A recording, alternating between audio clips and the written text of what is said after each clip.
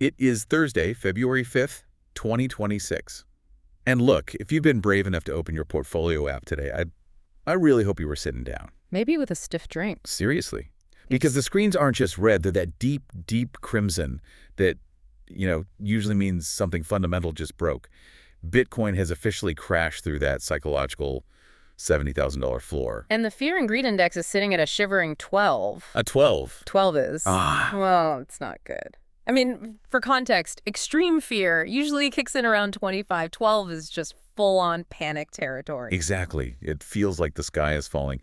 But that is exactly why we're doing this deep dive today. We aren't here to, wallow in the losses or tell you it's going to be okay. No. We're here to figure out what's actually going on. We have a huge stack of sources today, real-time market data from encrypted and finance magnates, some deep structural analysis from 21 shares, and some really fascinating academic research from Duke University. And our mission really is to look past all those red candles and figure out why this is happening right now. Yes, and is the 4-year cycle, that clockwork rhythm everyone in crypto relies on, is it actually broken? That's the big question. And we also need to unpack why some of these researchers, especially the ones from Duke, think this crash looks completely different from, say, the dot-com bubble. Okay, so let's start there. Let's get into the anatomy of this crash first. Because looking at the numbers, this wasn't a slow bleed, this was a cliff dive. Oh, absolutely. Bitcoin tested $70,052, and at one point, intraday, it wicked all the way down to $66,000. Just brutal. And Ethereum isn't doing any better. It's hitting lows near $2,000, which, we haven't seen that since May of last year. But you have to look at how the price dropped, right? Yeah. Because this wasn't just people deciding, oh, I've lost faith. No, this was mechanical. This was a classic liquidation cascade. We hear that term a lot when things go south. Liquidation cascade. Yeah. So break that down for us. Is this just a fancy finance way of saying panic selling? Not exactly. Panic selling is emotional. Liquidation it's forced. We had $775 million in leverage positions wiped out in a single event. Almost $1 billion. Sure. In a blink. So imagine a trader bets with borrowed money that Bitcoin will go up. The price dips a little. The exchange's algorithm sees they don't have enough collateral anymore, so it just automatically sells their Bitcoin to cover the debt. And that sale pushes the price down even further. Which then triggers the next person's liquidation level, the next, and the next. It's a domino effect where the computers are doing the selling, completely disconnected from sentiment. So the cascade is the mechanism. That's the gravity. But something had to push that first domino. What was the trigger? Because looking at the sources, there seem to be 2 massive fingerprints on this crash. And the first one comes straight from Washington. The Federal Reserve. Specifically, the nomination of Kevin Warsh as the new Fed chair. Now, usually, Fed nominations are, frankly, boring news. Why is the crypto market freaking out over a personnel change? Because markets run on expectations. And Kevin Warsh has a very specific reputation. He's known as a hard money guy. Hard money. In plain English, does that just mean turning off the money printer? Essentially, yes. It means tighter liquidity. He's expected to aggressively reduce the Fed's balance sheet.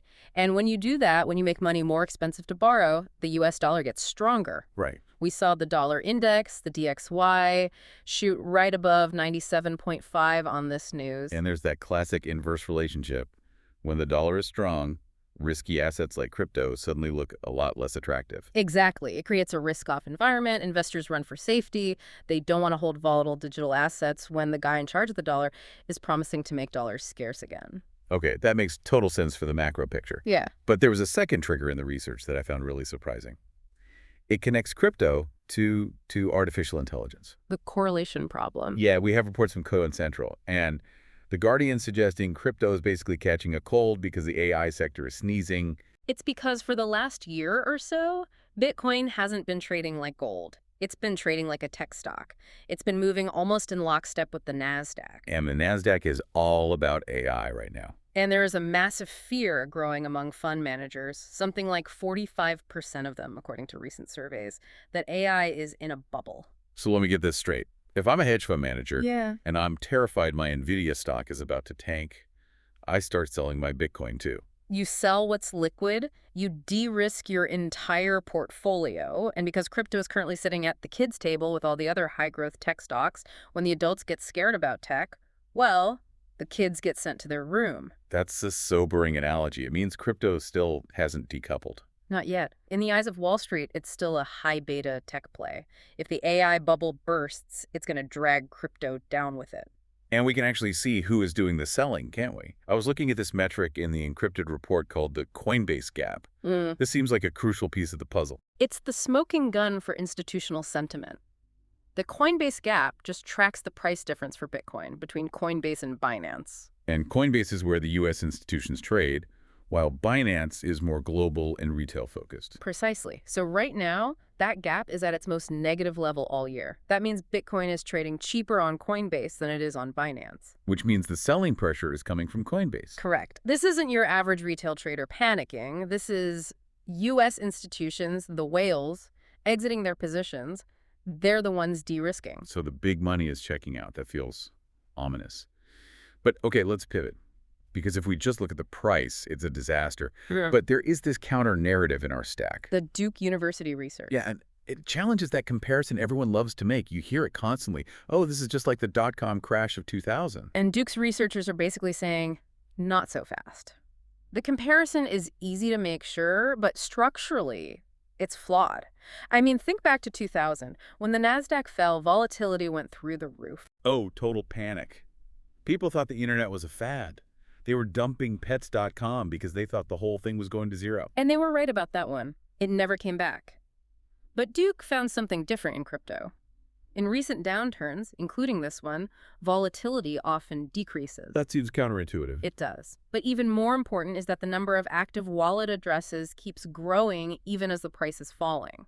Okay, that is a huge distinction.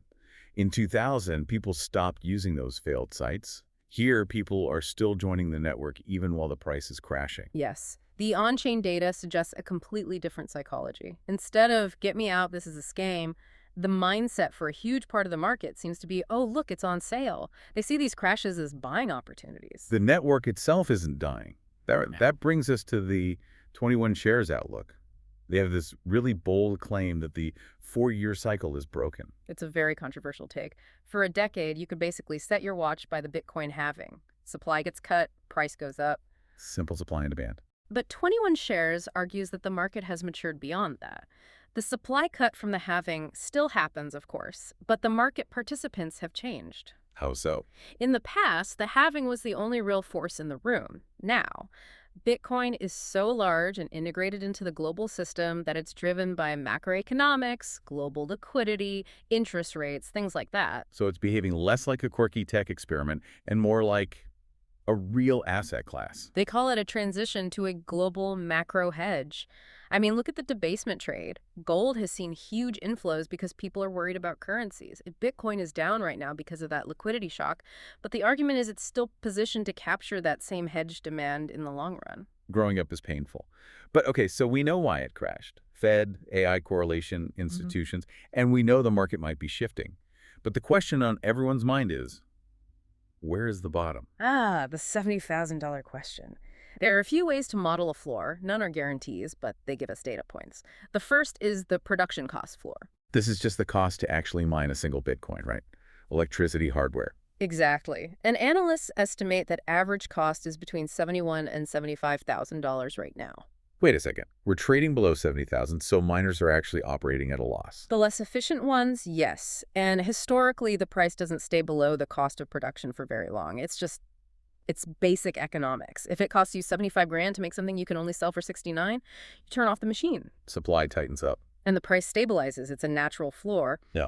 But we do have to mention the bear case. Can't ignore it. Harry Dent has been predicting a massive crash for a while now. I've seen those headlines. He's not talking about a dip. No, he's talking about a collapse. He views the whole economy as a debt-driven super bubble. His target for Bitcoin is $30,000, maybe even as low as $15,000 by the end of this year. Ouch. That's not a winter, that's an ice age. It would be. But if you look at the on-chain data from Glassnode, there's a strong counter-argument. They point to a high-conviction zone. Okay, what's that? It's a price range where a massive amount of Bitcoin was bought. Millions of coins. And it's right between $66,900 and $70,600. So right where we are now. There's a dense cluster of people who bought in at this exact price. Exactly. And people hate selling at a loss. That cluster acts like a shock absorber.